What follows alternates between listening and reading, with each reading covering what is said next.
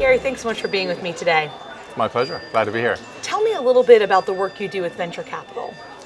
So we manage funds on behalf of institutional limited partners. Those funds are on behalf of a variety of institutions: public employee pension funds, private employee pension funds, university endowments, Stanford among them, MIT and others.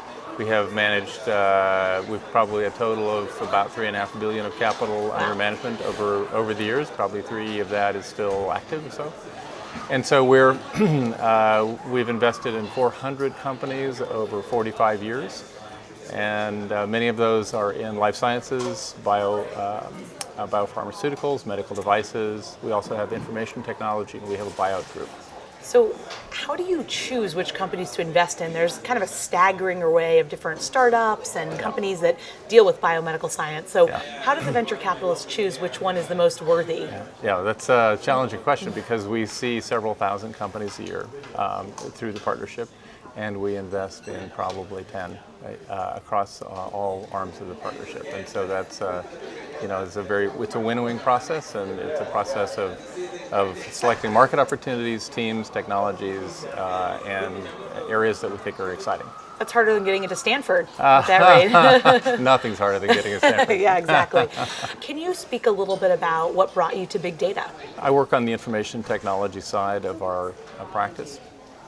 And I have long been involved in big data. I've founded 2 database management systems software companies personally and served as CEO for those companies.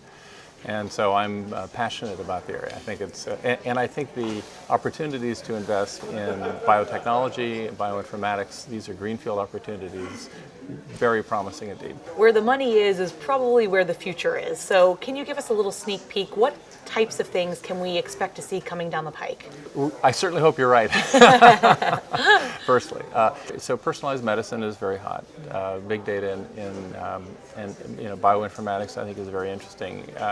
As I counsel young people, including my own children, where they want to be involved in life, it's around applying computational science to computer science to applications in biology. And we think there are just enormous opportunities in personalized medicine, in sort of understanding genomics, a deep understanding genomics, drug discovery, much more efficient drug discovery than has been done historically. So these are major opportunities that we're really just at the cusp of opening. And if you look back and say, why is this happening? It's sort of the global internet, it's the ability of people to collaborate, but it's also the application of, there's probably all told about 1 million times as much compute power that can be thrown at problems that, versus 20 years ago.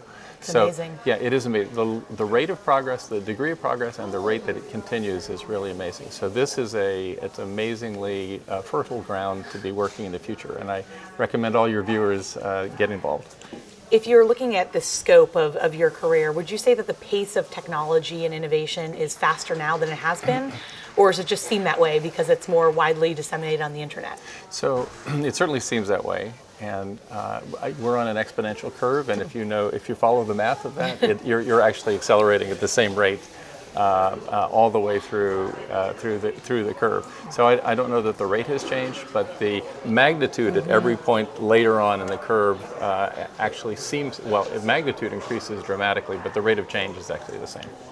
Can you comment on anything at this conference that really has got you excited or thinking?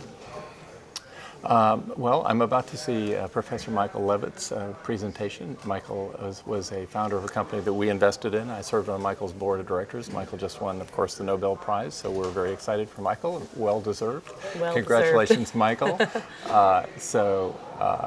I think the applications in managing very large data sets and finding correlation of information between clinical data and epidemiological data, sort of personalized medical conditions and situations, the ability to find relationships that weren't obvious. I think there's a tremendous opportunity there. It's almost like detective work. It is very much like detective work, but with the machine, with Right. some AI in the background. Thank you so much for speaking with me today. It's such a pleasure, Haley. Really appreciate it. Glad to be with you.